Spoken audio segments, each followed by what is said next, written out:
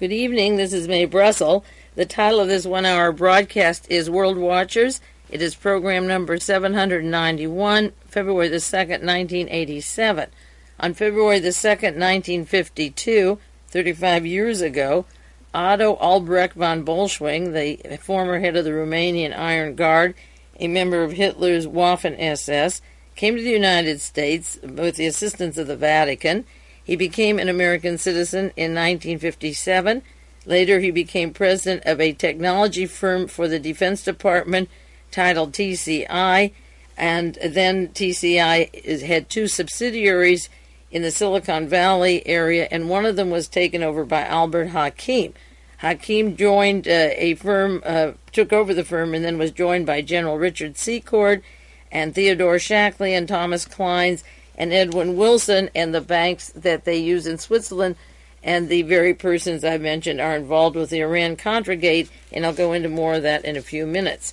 I'm going to be speaking at the University of California in Santa Cruz, February the 18th. That's a week from next Wednesday night at 8 p.m. At first I was going to speak just to one particular class up there on political science and the double government, the government behind our backs. But the meeting has been changed to Merrill Dining Hall so that the public is invited. This gives me a chance to meet a lot of listeners to World Watchers that I don't meet otherwise and do not know, and it also gives me a chance to be with people I do know and don't see often enough. So I will be up there at 8 o'clock and maybe a few minutes before to visit with you, and certainly afterwards we can visit and get together. So that's at UC Santa Cruz, and that is a week from Wednesday, February the 18th. I noticed in the paper this week that Klaus Barbie has been put in the hospital. He's having a little trouble with his urinary tract, of course, trouble urinating. Barbie is the former chief of the Gestapo from Lyon, France. He has been in jail 4 years. I said just from the moment that he was arrested, and a lot of people believed that, he would hardly come to trial. The trial is set for spring or early summer.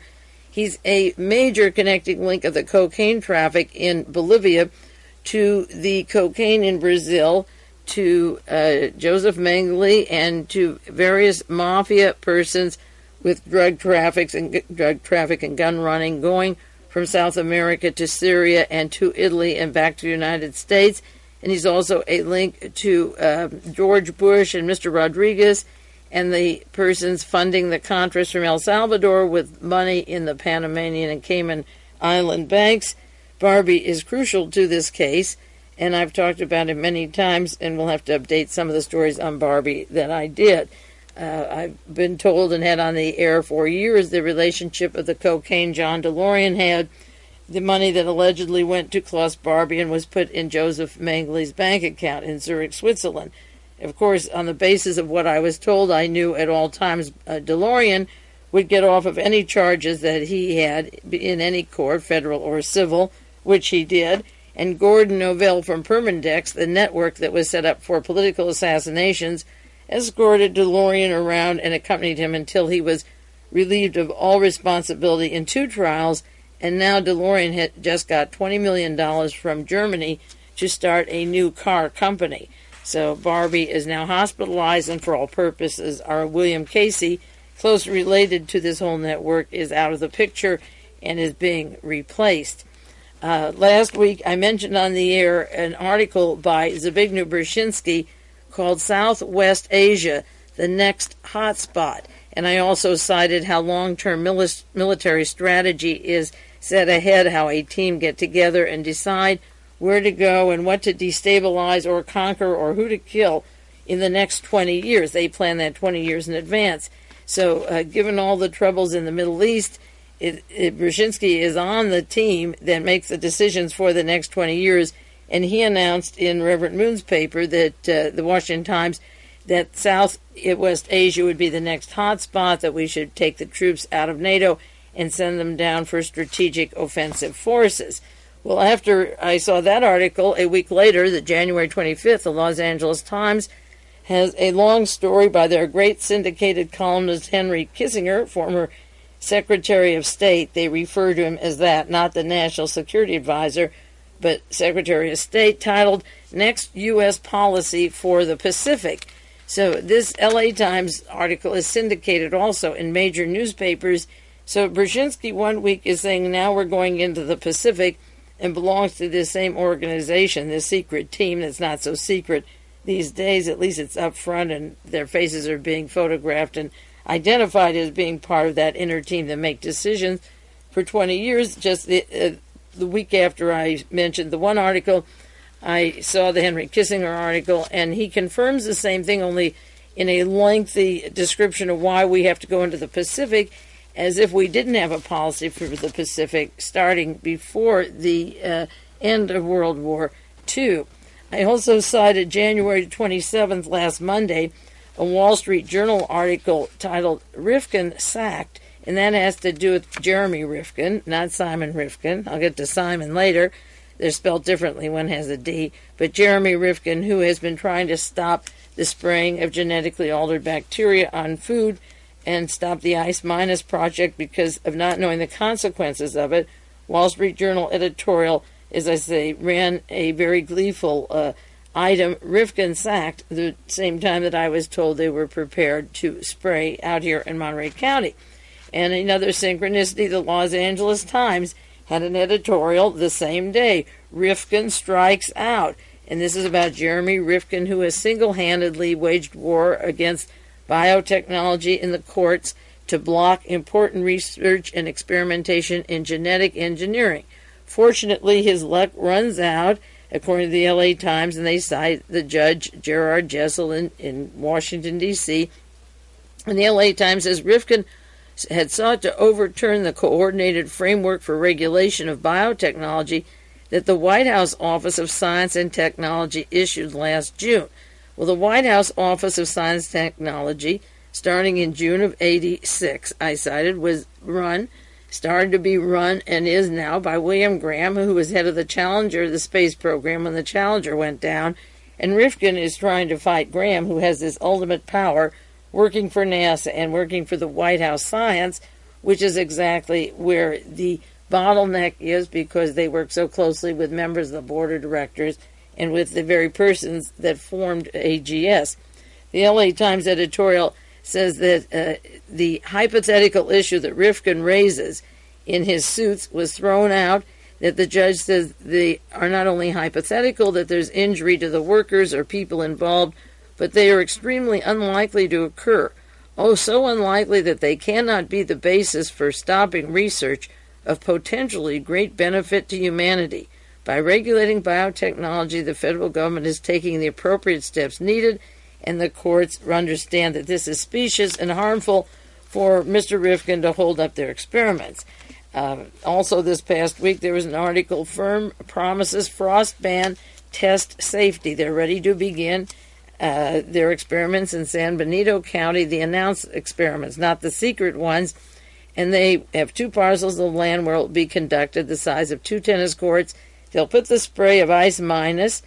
It will be sprayed twice by hand during the times when there is little wind, and when the tests were done, the plants will be completely burned so nobody can see what was on those plants or test them anymore to see how harmful they are. Another article from the San Jose Mercury, Frost Ban Turf War shapes up. San Benito County may take on the state, and Supervisor Mark R. Graves is fighting this and wants to know the issues involved that determine how much the property owners have say over their land as against what is decided by the state officials. Can they decide? A long way ago. The People's Daily World has a story this past week, U.S. pesticide poisoning Costa Rica workers. United Nations reported that Costa Rican banana plantation workers said the pesticide made by Dow Chemical, and this is linked to the company of AGS and Roman Haas, and Shell Company have left the workers sterile. There's a court action blaming the chemicals that are put on the bananas for more than 500 men working with standard fruit banana plantations becoming sterile for life as a result of exposure to the pesticide DBCP in the 70s. And the point of this article says that a lot of persons have been inflicted. The figure may be as high as 2,100 that were sterilized, and there's growing concern about many more people, and that a consideration is the long-term risk that the illnesses and cancers don't show up until 15 years after exposure to DBCP. And what I said about AGS is that they did a summer program for 2 months of spraying and said, see, it's safe, and want to produce the genetically altered bacteria on foodstuff now, when the truth is that a lot of poisons and cancers show up 15 years after the original exposure and use of these pesticides. The UN World Health Organization classified DBCP as extremely hazardous. It was linked to sterility in male workers. Dow Chemical stopped it in 1977. Occidental and Shell did also. But another company called AMVAC, AMVAC, took over the production when the others were told it was dangerous and continued to sell it to TNC's Standard Fruit parent company, Castle and Cook, as well as Del Monte and United Brands. And the irreversible sterility occurs 100 hours after exposure, and plantation workers in the banana fields were exposed to more than 4,500 hours use of the pesticide. Many of you might have read about the powdered milk and the problems in Germany, West Germany, of disposing of radioactive cargo. I read today that they're going to bury this cargo, but the point is that the discussion of what to do with this material came out of the North Rhine-Westphalia area, the squabble, and that's the area where an atomic plant was leaking at the same time that Chernobyl was leaking simultaneously out of Germany. There was a plant leaking, and they have a tremendous amount of powdered milk that is poisoned, but they can't say. They're blaming Chernobyl, which is what I knew they would do, and they can't say whether or not it actually came from the plant in Germany. But the point is that they were ready to send the contaminated milk that was radioactive to 2 countries, one to Egypt and the other to Angola.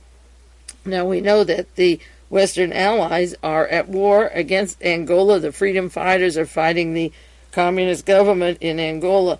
And it's interesting that the radioactive milk that was produced by cows in Germany in an area where their own plant was leaking intended to send it to Egypt and Angola, where there's a tremendous amount of strife and where we've been heavily involved with these countries, first with the coup when Sadat was murdered, and now getting ready to move out Mubarak and put in a stronger military dictatorship. But to feed the people in Egypt and Angola, those were the areas earmarked, shows that that contaminated food and radiated food can easily be used as a weapon, so that a good percentage of those in Angola could possibly have cancer, and then make it easier to control them or get rid of them in that particular way, or test the radiated milk on the population and see if it is a way to eliminate them, such as with locusts and droughts and AIDS and so forth. Another article from the London Times called Testing for a Deadly Mold tells about a quarter of the food produced by tropical countries harbors lethal aflatoxin, a chemical secreted by the mold Aspergillus flavus. It grows on peanuts, maize, and wheat, and it is a very dangerous mold. It causes liver cancer, and it could affect the Third World and the West. And the technique of monoclonal antibodies, using the technique of that, genetic engineering in the United States and USA developed ways of detecting the toxin in the suspect and the supplies of the food coming in. There are 30 or 40 crops that are imported, and they want to use genetic engineers and tests developed at MIT and Boston University.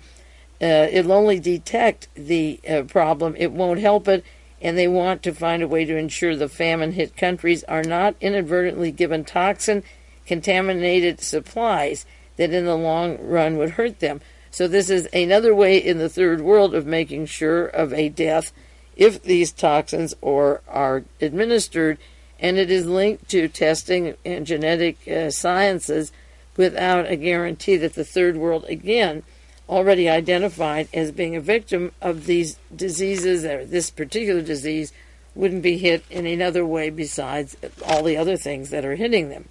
Another article from the San Jose Mercury this past week, test tells farmers if you have a flu, it's really pesticide poisoning. In Champaign, Illinois, the farmers have flu-like symptoms. They may actually be suffering from the pesticide contamination. And remember, AGS listed ice minus as a pesticide, not as a live bacteria, but as a pesticide. And they recall a person, they quoted one man, Don Carey, who felt as if he had the flu. He seemed to be laid up all summer, and it turned out it was pesticide poisoning. And they want to give tests to see whether people are poisoned by the pesticide. And then this article said that very expensive, more expensive, sensitive urine tests in the farm areas in Illinois showed 30% of the farmers had low levels of poisoning. Now, what would the Mexican farm workers working on strawberry fields in California in the fruits and so forth get from ice minus? The symptoms of the pesticide poisoning in this case are headaches, nausea, dizziness, and fatigue. And the blood test given to farmers is the only way to get the extent of the damage, but how many people can afford that and how many people can identify the pesticides that are causing their illness. Last week I also mentioned the global strategists and their plans for how the world should be run for the next 20 years, and mentioned on the board of directors of this group, one of the many working with Fritz Kramer's Fred Eakley and Henry Kissinger and Zbigniew Brzezinski, is W. Graham Claytor Jr. I cited his name on the program number 790 last week. The New York Times has a picture of W. Graham Claytor Jr. He's president of Amtrak Corporation, and he was testifying before the Senate Committee on the Safety or the Possible Drug Usage of Persons Driving, Running, or Engineering his trains that collided January the 4th, 1987. I talked to a couple in New York City, two of my favorite people, long world watchers and very close friends, and one of them was on that train just one car away from where these main accidents took place, or two cars away from that. And as a matter of fact, she was in a direction going up towards the front of the train, and for a particular reason went back, and going back and not passing through the dining car saved her life. And I just learned this last week that one of our best and most loyal and wonderful world watchers is safe and fine. There were 16 that died, 170 were injured. You never get over some of the trauma of being in an accident like that. But the chairman of Amtrak, the head of the train company, W. Graham Claytor, is in the company of Brzezinski, Fred Eakley, Daniel Graham's partner with Fritz Kramer, the Star Wars head of First Strike. I call it the First Strike Star Wars. Daniel Graham shares space with Fritz Kramer, who's on the National Security Council with Fred Eakley, William Clark, Zbigniew Brzezinski. They are making our decisions into the next 20 years, to the year 2001, they say. I also last week gave reference, or the title of a new book called The President's Secret Wars, the CIA and Pentagon Covert Operations Since World War II. It is the President's Secret War, and the decisions come out of the National Security, then to the CIA, and I gave the author John Paretos, and the publisher is Morrow. There's another new book that was described in the Sunday London Times this past week called Armed Truce, The Beginning of the Cold War, 1945 to 46, by Hugh Thomas. This is published in England by Hamish Hamilton, and this goes into the speech that Winston Churchill gave 40 years ago, in which he proclaimed the Iron Curtain descended on Europe, and this was allegedly the opening up of the Cold War, that famous speech given in Missouri.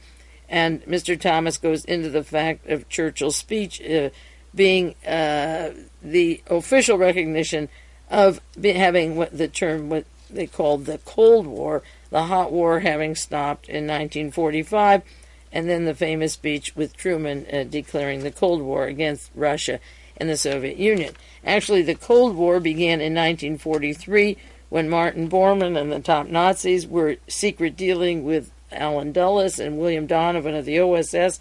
And I've cited the book The Last Hero many times. It's about Wild Bill Donovan.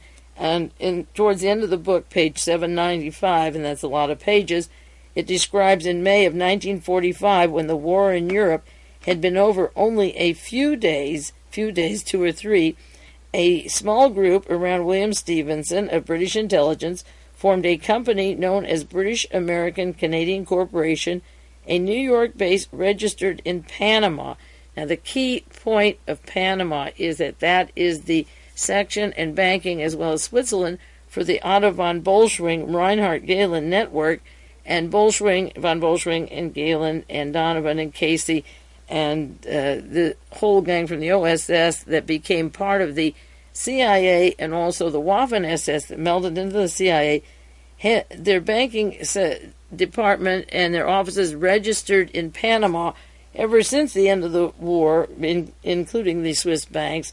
And that is a very important thing to remember when I get back to Albert Hakim and Stanford Technology and Otto von Bolschwing and the Swiss banks involved in this scandal of the Contra-IRANGATE. The Panamanian banks are very important.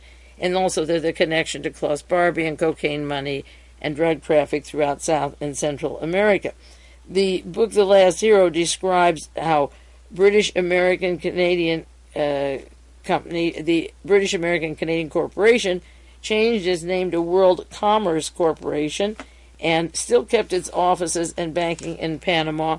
And this is the group that began the Cold War in 1943, gave it a title by Churchill later in Missouri, but the BAC and the WCC were set up by William Donovan of the OSS, by his law firm of Donovan, Leisure, Newton, Lombard, and Irvine, and the legal advisor was Otto C. During. That's one of Donovan's close associates, and a part of the BACC, and then the other corporation, the WCC, was Nelson Rockefeller with the Chase Manhattan and the Bilderberger, and also John J. McCloy, former Undersecretary of War, who was on the Warren Commission and who took a big part in releasing the top Nazis to become active as part of this corporation after World War II was over. They were locked up in Nuremberg, and John J. McCloy whipped them out of jail to get them set up with headquarters in Madrid and various countries around the world. And the repercussions of all that and the pieces that are coming together now from the Iran-Contra scandal have a lot to do with the Panamanian banks and the network that was set up within days after the war was over. Before I get into those matters and do more on the second half hour on the Iran scandal, and particularly Albert Hakim and Otto von Bolschwing, I do want to update the articles on the Cameroon disaster, because I believe that was a neutron bomb, and every time there is a story updating it, I'm going to keep reminding you of it until we try collectively or individually. I'll write an article on it to expose those people involved with the deaths in Cameroon. The New York Times had a story this past week, Cause of Cameroon Disaster Debated, and it turns out that the American scientists and the British scientists and those involved, the French, of going down to see what went on in Cameroon can't come to a common conclusion. There was a group of scientists in Hawaii that met at a convention, and they couldn't agree. They generally agreed that people were killed by carbon dioxide, but they differ on the cause of the eruption. They differ on the source of the gas. The French said the gas was blown from beneath the lake. The Americans said the gas percolated through the lake floor and accumulated in the lake water. The natural disaster, according to the New York Times, left puzzling clues. All were wiped out. Gas killed people in the villages and littered thousands of decaying cattle. There were no flies swarming around the carcasses. The flies had been killed as well as the birds. The animals were affected by what I said was a neutron bomb. The New York Times reports a meeting, as they say, in Hawaii, of scientists. Some survivors were burned severely and had no recollection of what happened. Others were covered with sores, and the French team said they were acid burns, although nearby trees and bushes blown down had no signs of burns.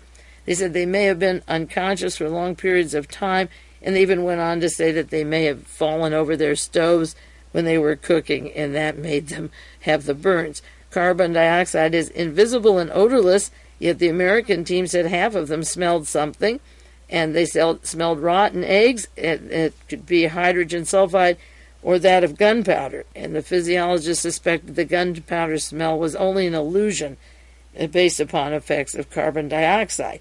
They had instantaneous unconsciousness of a few people. The inhalation of the carbon dioxide affects the central nervous system, and as I say, they believe maybe they were cooking over their fires.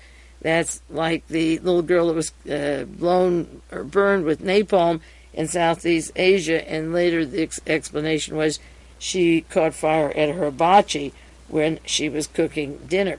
The French had another clue by the account of one native that the jet of gas was emerging from the lake like fire, and he told of an explosion that lasted 20 minutes and then the waves sloshed up.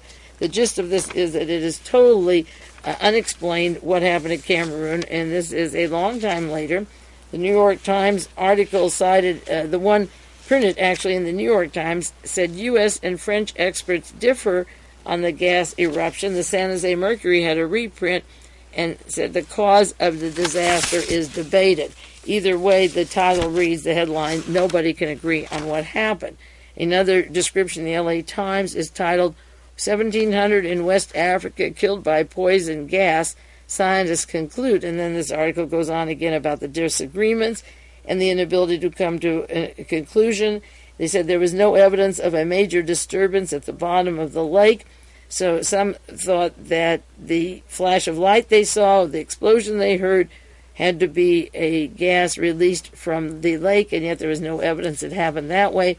And the whole story of what happened in Cameroon is as jumbled as it was when I shared it with you on the air as it was happening. And also, at the same time, the mystery of the Israeli scientists who talked about Cameroon continues to be a source of information investigation in areas such as in the Soviet Union, in the establishment press, in Liberty Lobby. There's a range from the right, left, and middle asking about Mr. Vanunu. The Washington Post said December 26th they denied infringing on his rights. The Guardian had an article January 27th that Vanunu confirmed that Israel had material and technology to produce the neutron bomb, a sophisticated weapon that can kill an entire population, leaving buildings intact. There is a group or contribution fund for legal help for Mordecai Vanunu, and you may want to write to them and ask about the thought of his exposing the neutron bomb being the reason that he's locked up so tightly in Israel. You can write to P.O. Box 45005, Somersville, Massachusetts, 02145.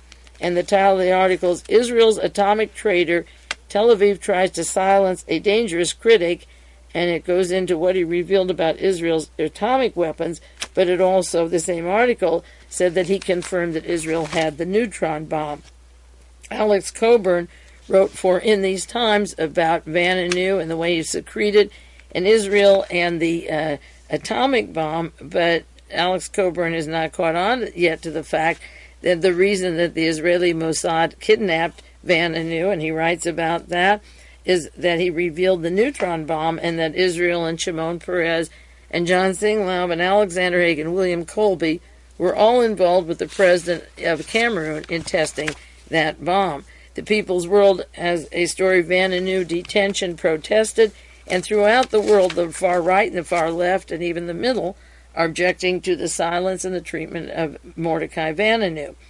The San Francisco Examiner, January 18th, has an article on John Singlaub titled Singlaub Faces Major Scrutiny, and in there it says, since his public denunciation of President Carter's policies on troop strength in Korea, the neutron bomb, and the Panama Canal, the resultant ouster of the general made him a hero among the wealthy ultra-conservatives. And this article I cited once before mentions the neutron bomb. Another article from the London Times, January the 4th, the Italians hunt Vanunu woman. A woman named Cindy, a blonde American, met Vanunu in London. She left a message at the hotel for him. He went with her to Italy, and Shimon Peres, the former prime minister of Israel, is trying to say that all of this is an effort to embarrass Mrs. Thatcher because Vanunu was picked up in London, and it had nothing to do with London, but Vanunu left London and went into a car, hired a car, and went to the airport and was accompanied by an American woman by the name of Cindy, who obviously worked for the CIA and the Mossad. Another article last week, Iran says a cloud of gas is killing the Iraqis. Now, are there poison gases that are being put into shells along with chemical weapons? Iran said Wednesday it shelled an Iraqi chemical weapons depot, and that a cloud of gas came up, and that Iraq is getting the technology for chemical weapons. And Mr. Victor Marchetti, wrote in Liberty Lobby about Mordecai Vanunu, that was in the last issue of Liberty and Lobby, and how he revealed the capability of Israel for the atomic bombs, and where the plutonium was coming and the location of them in the Negev desert.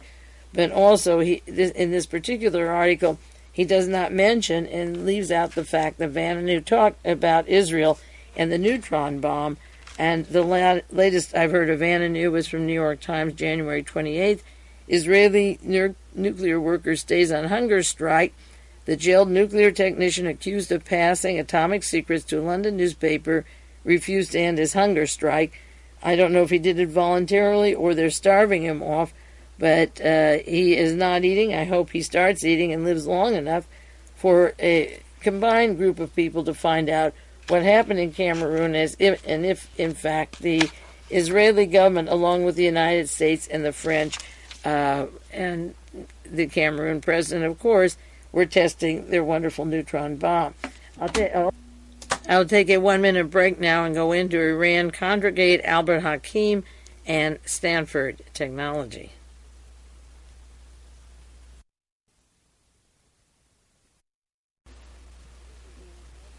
This is Mae Brussell, and this is the second half of World Watches, program number 791.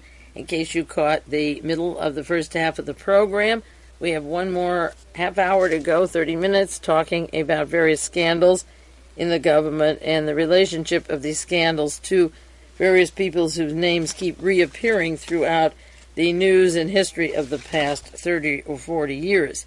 There was an article in the Washington Times this week, huge terror trial opens and then adjourns, and this is pertinent to the Contragate story for many reasons.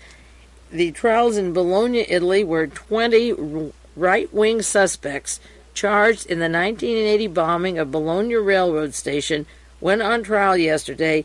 Then the court quickly adjourned until the courtroom is fortified. On August the 2nd, 1980, there was a bombing in a waiting room where 85 people were killed and 200 were wounded. It was Europe's deadliest terrorist attack. After the court charges yesterday, after they were read, the SC court accepted petitions from 200 relatives of victims and local officials to join in the trial as civil plaintiffs. Judge Mario Antonassi adjourned the trial until March the 2nd to permit authorities to add a 21st suspect, former Italian Secret Service agent Francesco Pazienza, to the roster of defendants and to convert a former ballroom into a fortified courtroom for future sessions. Mr. Pazienza, and that's the gentleman very involved with Alexander Haig and Michael Ledeen, the Ledeen who set up the Iran contracts and contacts with Israel. In the first place, the very political Ledeen, Mr. Pazienza's the partner of Ledeen, was extradited from New York in June, charged separately with subversive associations. Among the 20 men and women indicted last June in the bombing is Licio Gelli, the gentleman who attended the inauguration of Ronald Reagan in 1981.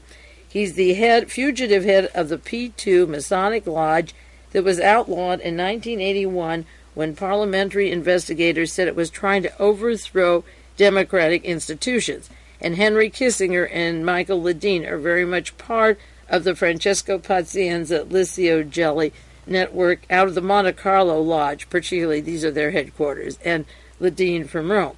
The article says Gelli fled Italy in 1981 before the lodge was outlawed. He was jailed in Switzerland. He escaped. He walked out of the jail with assistance. He's in South America. Gelli and others named in the indictment who are still at large include Stefano Delle Chiaie, Chiaie. They will be tried in absentia. Stefano Delle Chiaie, for all purposes, the last time I read and heard, was in Florida working with the anti-Castro Cubans. He helped set up the death squads in Central America, and works with the very people, the defendants named in the Christic Institute as part of the assassination, gun-running, narcotics traffic operation. And he was very active with the notorious Klaus Barbie, who's in the hospital now, and with Ledeen, whose web is closing him in tighter to the Contra-Iran scandal. Stefano Delle is named now as a defendant in this case. And this case will go to trial, and they have added the particular Francesco Pazienza. He has been named as playing a major role in the murder of Roberta Calvi, which started all these banks collapsing, and along with the Banco Ambrosiano, the whole network of gun running and drug traffic got tangled up when Roberta Calvi was hung. And the great Francesco Pazienza is a key person with Michael Ledeen and HAIG, who was over in Europe as the head commander of NATO, then came home to head Stanford Technology, and then HAIG, the protege of the notorious Fritz Kramer, became Secretary of State for Ronald Reagan for the first year and a half, until the Argentine-Falkland War, where he was favoring the Nazis in Argentina. The Sunday Examiner, February the 1st, yesterday has a long article, Report Names New Key Connection in Iran Arms Scandal. A part-time government consultant emerges from the congressional report as a central figure in the Iran arms sale. This article is about Michael Ledeen, who has injected himself into international scandals for years. And the interesting thing about this article, it cites Ledeen's role is far heavier than anyone can imagine in the arms deals. He sold Reagan's national security advisors on the U.S.-Israeli Iranian connections and contacts in May 1985, and throughout 1985, Ledeen was a main U.S. representative that led to the secret arms sales to Iran. Well, long before that, he worked with Mr. Hashemi, the late Cyrus Hashemi, a partner with Adnan Khashoggi and Albert Hakim from Stanford Technology, and I'll do more on Ledeen connections later. I just want to cite this article because it goes into his activities in setting up with Arnaud de Bourchgrave of the Washington Times the story of Billy Carter's dealings in Libya and the controversial role he played there. And one of the persons involved in sending Billy Carter to Libya, this Michel Papa, was a member of Permindex, the very organization that Gordon Novell was a part of, who heads the DeLorean entourage, a resurgence of John DeLorean. The Permindex appears all the time throughout this because it is part of the Contragate operations, the organization that was set up for political assassinations of heads of states and of doing political coups. And this article talks about Michael Ledeen vouching for Manker Gorbanifar, and Time magazine had a quotation last week, "He's the most honest man I ever met," and Gorbanifar's words are questioned by Ronald Reagan. They were challenged by the CIA officials. He was given lie detector tests and didn't pass any of them. And this article in the Examiner said Ledeen said he found controversial Gorbanifar to be quite reliable and accurate. And then the Senate report goes on, and I have to read those parts about Ledeen, about his work in trying to overthrow the country of Iran and how he was trying to spark a coup against Khomeini. And that's what the Center for Strategic and International Studies does. It's an advisor to the National Security Council for getting coups, and Ledeen works closely with that center. He's part of that center, and that's Mr. Abshire, the head of the presidential White House team to advise the president, is the man, along with Richard Allen, who formed the Georgetown Center for Strategic and International Studies, and Ledeen is part and parcel of the Henry Kissinger, Gene Kirkpatrick advisors, who not only advise, but they're great operatives. And this article goes about his relationships with Arnaud de Bourchgrave of the Washington Times, the editor that prints Reverend Moon's newspapers, and the contacts of Ledeen with David Abshire. And we have the investigators in Washington being part of the problem, because every single one of them, except so far the Congress, House of Representatives investigation, seems to be the most at least timid, as far as I can see, staff and so forth, but they're already asking for immunity from prosecution for North and Poindexter, which means that they will get off for everything they did anyway, and if they wait long enough, the pieces will be put together. In this article that came out yesterday on Michael Ledeen, it refers also to his friendship with Theodore Shackley, very, very close to him. He's one of the mass murderers from Southeast Asia, and the relation of Shackley and the CIA, and Shackley's taking $8 million of overbilling the Pentagon at the time arms were shipped to Egypt, and when they were supposed to be investigated in that matter, and along with Mr. Eric von Marburg, it was Ledeen who intervened and got the Justice Department off their back, and then von Marburg works for Frank Carlucci, the new National Security Advisor. The article also just barely touches on Ledeen's role in pushing the story of the Bulgarians trying to shoot the Pope. He worked with with Frank Turpel and Theodore Shackley and Paul Henze and Claire Sterling in creating that lie in order to effect a coup in Poland to get people to overthrow the Soviet Union and make the Bulgarians and the Soviets the kinds of people that would want to kill the Pope. That was part and parcel of Michael Ledeen's operations, along with Marvin Kalb and NBC and Henry Kissinger and so forth, was to push the anti-Russian shtick by blaming them or trying to blame them for the shooting of the Pope. Now, the London Times had an article January the 26th, that's just 4 days before the Ledeen connections have been published by the revelations of the Senate investigation so far. It's titled How Iran Opened IranGate, and it's by Michael Ledeen, where he gives an inside account. According to the London Times' nice long front page, Michael Ledeen gives the first inside account of the events that led Reagan and his men from the best of motives into the arms for hostages debacle. I won't read you what he said, his versions of it, but they describe in the London Times as a senior fellow of international affairs at Georgetown University Center for Study of Strategic and International Studies, for the Center for Strategic International Studies. And they don't say that he was told to stay out of Italy, that he was part of the P2. And also this article in the San Francisco Examiner does suggest that he worked for a foreign intelligence operation for the Italians, and it hints at his work for SISMI. It doesn't identify it, SISMI, and it supersedes me, that group that is the group behind the major intelligence operations, just as there is this backdoor channel to the National Security Council that doesn't even tell the Security Council what it's doing.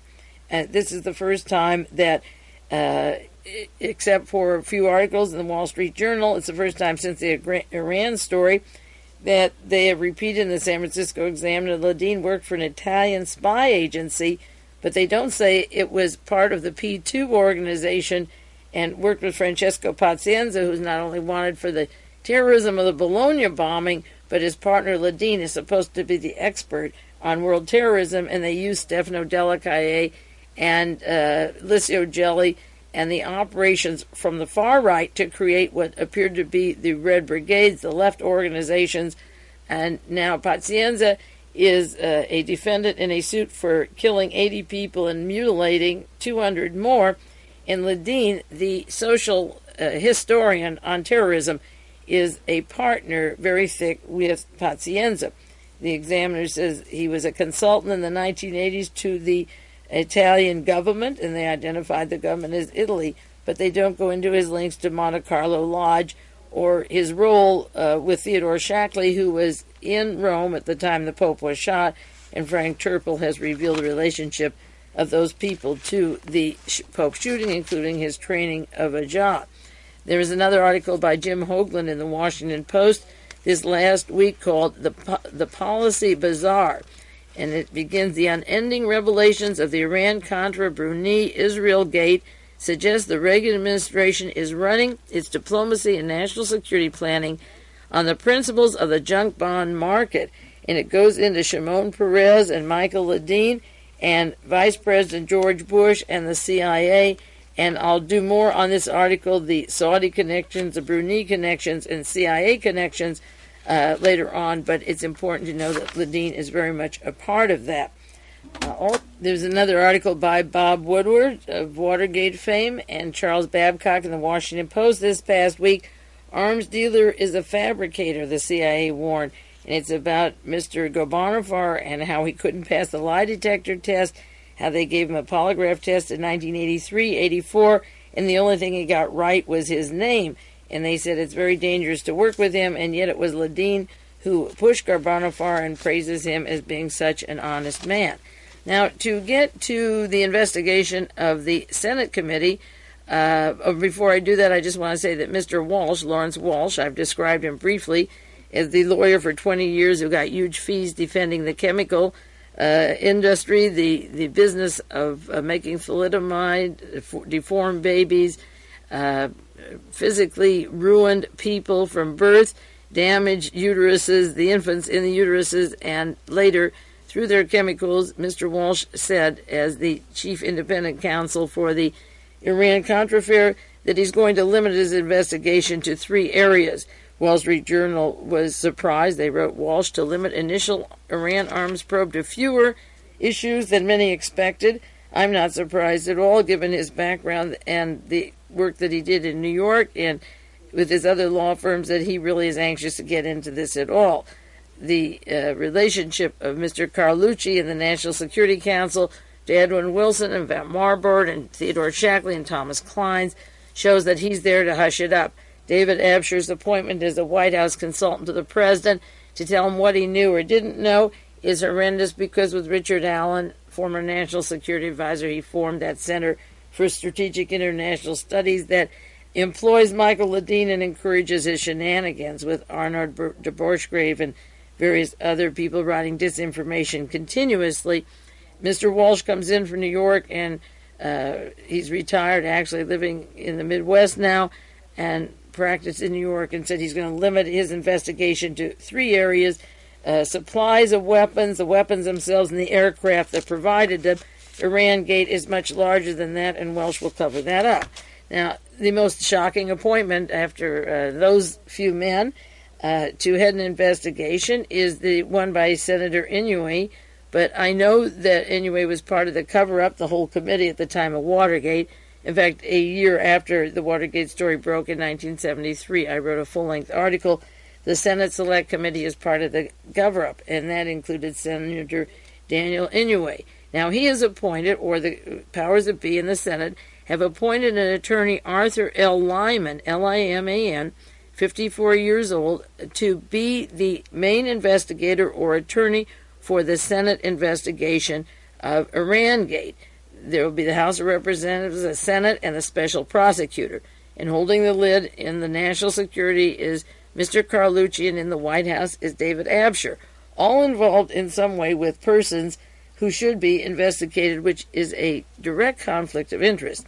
Now, this Arthur L. Liman, 54, who's going to be the main investigator for Senator Daniel Inouye's committee, has the following background. He is a partner in the law office of Paul Weiss, Rifkind, Wharton, and Garrison. Now, for those of you who don't remember my earlier broadcast, Simon Rifkin, R-I-F-K-I-N-D, is the attorney who formed the corporation TCI that became Otto von Bolschwing's network for the GEHLEN operation throughout Europe and South America and so forth. TCI subsidiaries were Advanced Information System and International Imaging, which became Albert Hakim's corporation that they're supposed to be investigating. Simon Rifkin was the attorney for TCI, with Otto von Bolschwing brought over here from the Waffen-SS and worked with the OSS, brought here by Mr. Casey, the Vatican, William Donovan, Allen, and John Foster Dulles. Rifkin was also, and is, that law office represents Henry Kissinger in a lawsuit against Penthouse that they printed material he didn't want in Penthouse. And Henry Kissinger is involved totally with not only his mentor, Fritz Kramer, on the National Security Council, but Kissinger was given the job in 1983 to be in charge of Central American policy, and Kissinger Associates partner, Mr. Scowcroft, is supposed to be investigating that's another committee, the National Security Council.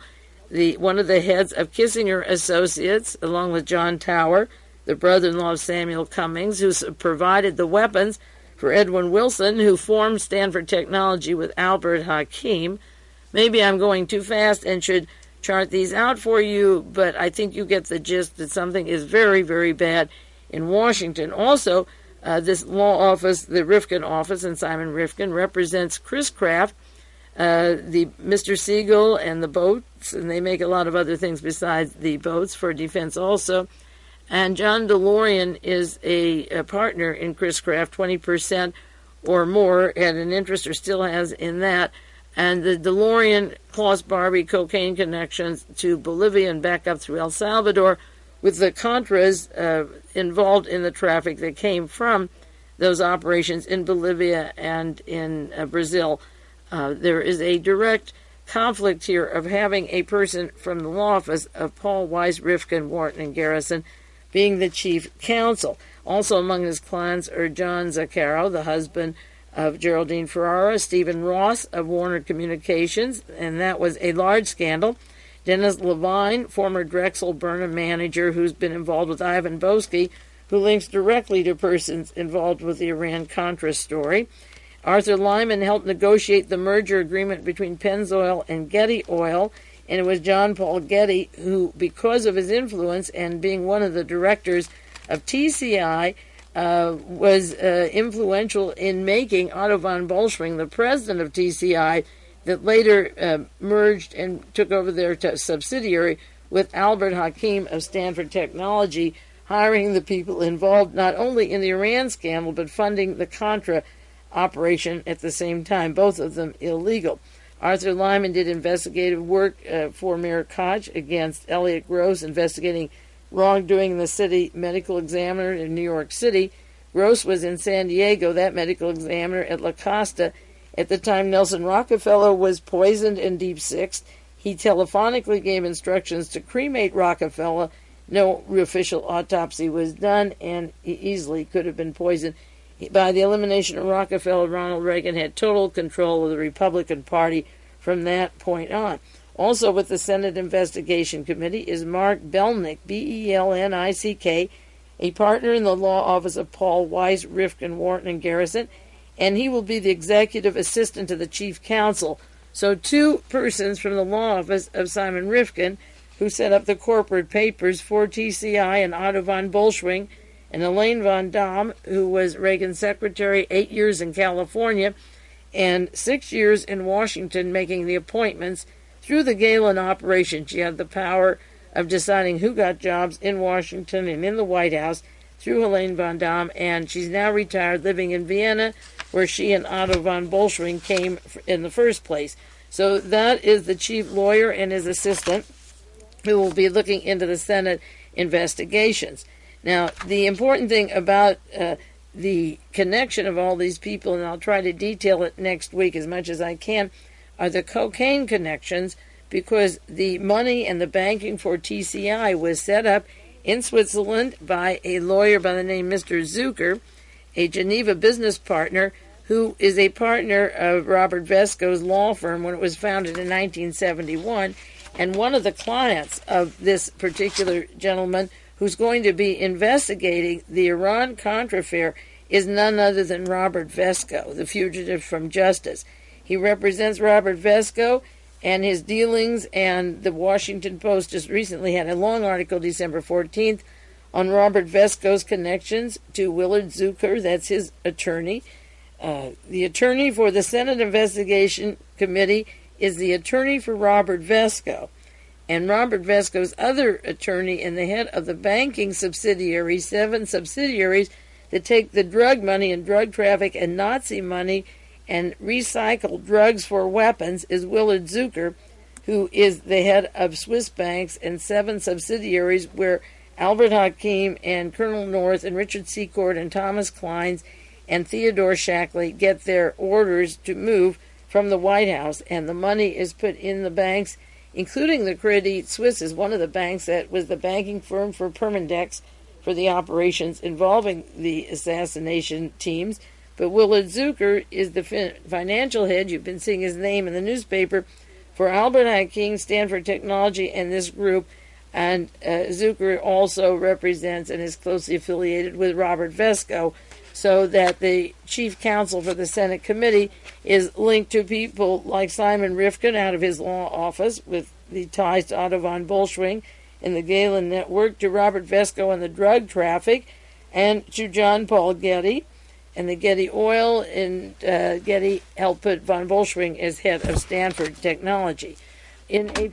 Next week I'll do a great deal, hopefully, on the cocaine mafia and the links of these various persons to the Swiss banks, to that shell organization, particularly known as CSF, that Secord used in Hakim, and their relationships to Mr. North and ships leaving Denmark and taking Ross Perot to the Middle East, and the the funds come out of a Panamanian shell company called Dolmy, D-O-L-M-Y Business Incorporation, and Dolmy is a dummy front for CSF, the Swiss firm set up by Mr.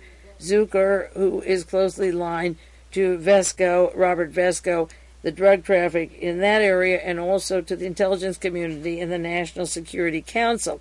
When the lawsuit was filed by the Christic Institute, representing Tony Avergan and Martha Honey, they mentioned various characters such as Albert Hakim, who's a defendant in the suit, General Richard Secord, General John Singlaub, the Medellin cartel, the cocaine traffickers from Colombia. In this particular suit, they have listed a lot of the people involved with the Bay of Pigs operation, with Contra gun running, and with the connections, as I say, to the State Department and to the Panamanian network that goes to Switzerland and the Panamanian firms. And I'll detail those for you next week. I just want to say that having this chief counsel for the Senate Investigation Committee tied to Vesco, Rifkin, and that network is a very, very bad omen of how far the Senate intends to go with this investigation. It'll be up to private researchers and writers to do the work that they don't do.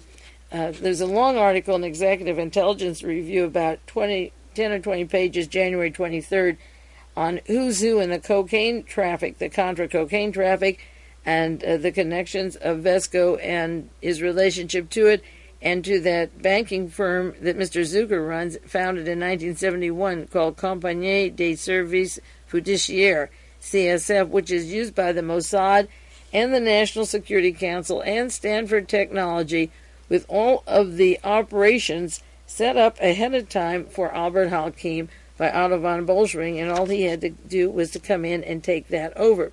The LA Times had a wonderful article January 12th on North's desire to buy Soviet tanks, and again it goes into the banking firms in Panama, and as I cited at the beginning of this broadcast, the Panama banks are essential to the network of business organizations in 47 states that were set up within 2 days, maybe 48 hours after the official end of World War II.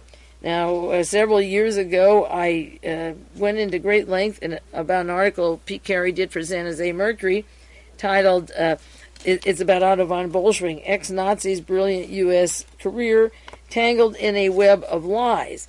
And I just want to update that for those of you who don't remember the broadcast. It came out of the Mercury November 20th, 1981. And this is about Aldo Albrecht von Bolschwing. He was head of TCI till 1971, Trans International Computer Investment Corporation. People ask me what that means. The official is Trans International Computer Investment. It officially went bankrupt only because money was taken out and being sold by private individuals, and it should have been kept as a firm privately owned and not sold openly to other individuals, because it was set up by Otto von Bolschwing and Reinhard GEHLEN of German intelligence, and by putting it out openly on the market, too many people could get involved or buy in it. So it was closed up in 71, and when Hakim took it over, then the Swiss bank account with Mr. Zucker and the operational account with Vesco began out of Switzerland. And that was 1 year before, a year and a half before the Watergate story broke open. The TCI firm in 1971, at the time that it closed, and it was a very tight group until it was transferred to Albert Hakim, included Justice William Newsom, he's a judge in San Francisco area, Helene von Dahm, Reagan's secretary, Thomas Francioli, a banker to the Cabot family in Boston, and Emmanuel Sinekis from Fairchild. Senecas is current president of Fairchild, and it merged with Schlumberger. Schlumberger is the firm that supplied the anti-Castro Cubans with their weapons at the time of the Bay of Pigs and after the Bay of Pigs to retake the island. And the defendants in this Christic Institute case were involved in the Bay of Pigs operation. Senecas came from ITT and resigned as vice president to join the firm of TCI. Also in that firm TCI was Elmer Bops, president of Warner Lambert. He was literally the godfather of the entire career of Richard Nixon, and when Nixon didn't win the election in 1960, the Kennedys could be offed in 1963 and 1968, and Nixon, their boy, was in power after John and Robert Kennedy were killed, thanks to Permindex closely linked to the Bay of Pigs, Schlumberger, and these very people. Alfred Driscoll was a member of TCI. It changed its name to Stanford Technology, but the heavyweights helped found it, including Mr. Getty, John Paul Getty, Jr., who made von Bolschwing the president of the firm in 1970, and the director of it was Walter Leverton, former vice president of Satellite Systems of Aerospace Corporation. He was on the board of TCI, and Judge Newsom traveled in Europe with Otto von Bolschwing as a director of TCI in 1969 and 1970, and Emmanuel Senecas, as I say, gave up his vice presidency of ITT. Now, ITT was a conduit of funds for Adolf Hitler before, during, and after the war, and Senecas went from ITT to TCI, and he currently is president of Fairchild. As I say, it merged with Schlumberger, the firm that funded Double Check and the anti-Castro Cubans and many members of the World Anti-Communist League and defendants in the Iran-Contra scandal. Von Bolschwing was one of the leaders of the Iron Guard. He helped the leadership. He was a partner in an Amsterdam bank called Bank voor Onroerend Zaken Investigate, and this bank, the Zaken Investigators, and it involved the Aryanization of Jews taking their farms, their homes, their businesses, and securities. And the Iron Guard was protected after the war. They were kicked out of Romania because they were so bestial.